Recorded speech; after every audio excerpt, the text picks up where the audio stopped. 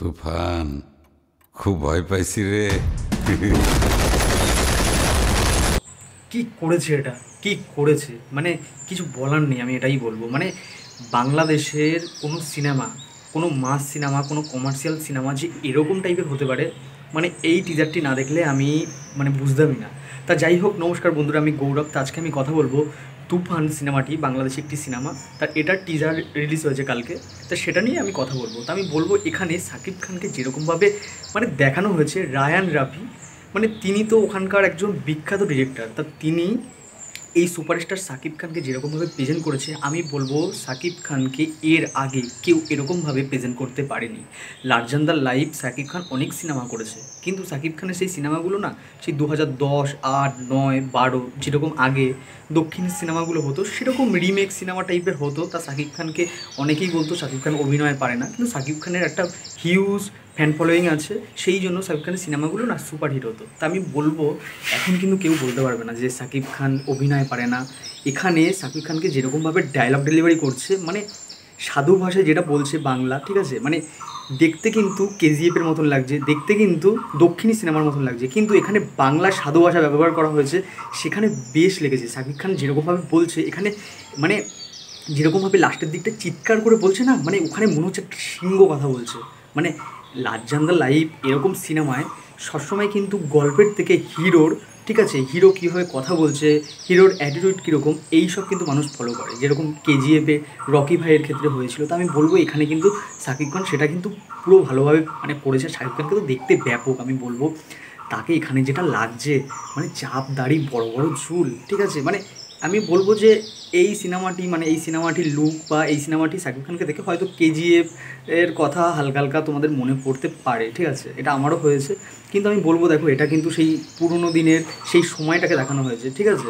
তো আমি বলবো দেখো, লাগলেও আমি বলবো খুব কিন্তু খারাপ লাগেনি, কারণ এখানে এই যে যেরকম কেজিএফ সিনেমাটি যেরকম বাজেটের, ঠিক আছে, তা অ্যানিমেল সিনেমাটি যেরকম বাজেটের, এই সিনেমাটি কিন্তু খুব কম বাজেটের। এটা আমরা জানি বাংলা সিনেমা কীরকম বাজেটের হয়, কিন্তু এখানে কোয়ালিটি দেখো, কোয়ালিটিটা বেশ, এখানে বেশ লাগছে কোয়ালিটিটা। তা আমি এখানে বলবো সাকিব খানকে কিন্তু বেশ লাগছে, বেশ লেগেছে এখানে। আর এখানে যার কথা না বললেই না, মানে একটা জায়গায় যাচ্ছিল, ঠিক আছে, আস্তে আস্তে আস্তে আস্তে এরকমভাবে উপরে উঠছিল, ধাপ করে নিচে নামিয়ে দিল, কি চঞ্চল চৌধুরীর এন্ট্রি।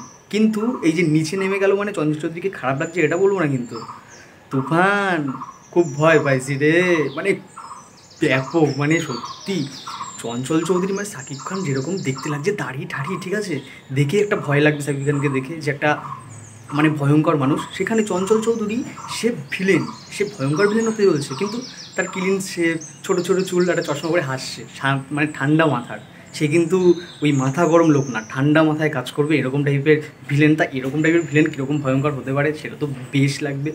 এই মানে টিজারটি আমার বেশ লেগেছে। আর আমি বলবো যে এই সিনেমাটি কিন্তু আমাদের এই ওয়েস্ট বেঙ্গলে রিলিজ হওয়ার কথা রয়েছে, প্যান ইন্ডিয়া রিলিজ হবে কিনা সেটা জানি না, কিন্তু ওয়েস্ট বেঙ্গলে রিলিজ হওয়ার কথা রয়েছে। আমাদের এখানে সবচেয়ে বড় প্রোডাকশান এসভিএফ এই সিনেমাটির সাথে যুক্ত আছে। তো আমি বলবো চরকি ও এসভিএফ এই সিনেমাটির সাথে যুক্ত। চরকি তো বাংলাদেশের, ঠিক আছে, প্রোডাকশান। তো আমি বলবো ব্যাপক হবে। আমি সাকিব খানকে রায়হান রাফি ছাড়া কেউ কিন্তু ভালোভাবে ব্যবহার করতেই পারেনি। একটা হিরোকে কীভাবে প্রেজেন্ট করতে হয়। হ্যাঁ, শাকিব খানের মানে এর আগের যে সিনেমাটি রাজকুমার, সেই সিনেমাটি অনেক প্রশংসা পেয়েছে অভিনয়ের ক্ষেত্রে, ঠিক আছে। আমি বলছি হয়, হ্যাঁ শাকিব খান কিন্তু অভিনেতা ভালো সেই সিনেমাটিতে। অনেকে বলছে, আমি সিনেমাটি দেখিনি, আমাদের এখানে রিলিজ হয়নি। তা শাকিব খান অভিনেতা হিসেবেও কিন্তু খুব ভালো, কিন্তু এই যে লার্জান দ্য লাইফ, মানে শাকিব খান সাকিবিয়ান যাদের বলে, তারা কিন্তু শাকিব খানকে দেখতে চায় যে শাকিব খান কীভাবে মারপিট করছে, কীভাবে অ্যাকশান করছে। তাই এই সিনেমাটি দেখলে কিন্তু তারা বুঝতে পারবে।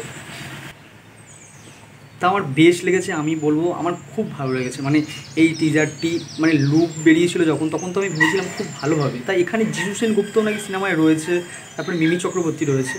তাদেরকে তো দেখানো হয়নি। আমার মনে হয় যিশু সেনগুপ্তকে সেরকম ভালোভাবেই দেখাবে, কারণ রায়হান রাফি জানে যিশু সেনগুপ্ত আমাদের ওয়েস্ট বেঙ্গলের কীরকম অভিনেতা। আর রায়হান রাফি সত্যি, আমি বলবো সাকিব খানকে, আমি বারবার কেন বলছি, দেখো সাকিব খান কিন্তু এর আগেও প্রিয়তমাও করেছে, প্রিয়তমা খুব ভালো সিনেমা, এটা কি বলবে, লাস্টের সিনটা সত্যি খুব ভালো। কিন্তু এখানে যেরকমভাবে মানে একটা মনে হচ্ছে 2024-25 যেই সব সিনেমা, ঠিক আছে, কোয়ালিটি সেটাই কিন্তু মনে হচ্ছে। মানে স্টাইলিশ আছে সিনেমায়, সত্যিকারের কথা বলছি। এখানে মানে এখানে কালার গ্রেডিং, এখানে ব্যাকগ্রাউন্ড মিউজিক ব্যাপক হয়েছে, এখানে এডিটটা কিন্তু খুব সুন্দর করেছে। এখনও কিন্তু শুটিং চলছে, এখানে যেইগুলো শুটিং হয়েছে অল্প স্বল্প সেটা নিয়েই কিছুটা একটা টিজার এডিট করে কিন্তু মানে দেওয়া হয়েছে, তার কোয়ালিটিটা কিন্তু ব্যাপক করেছে।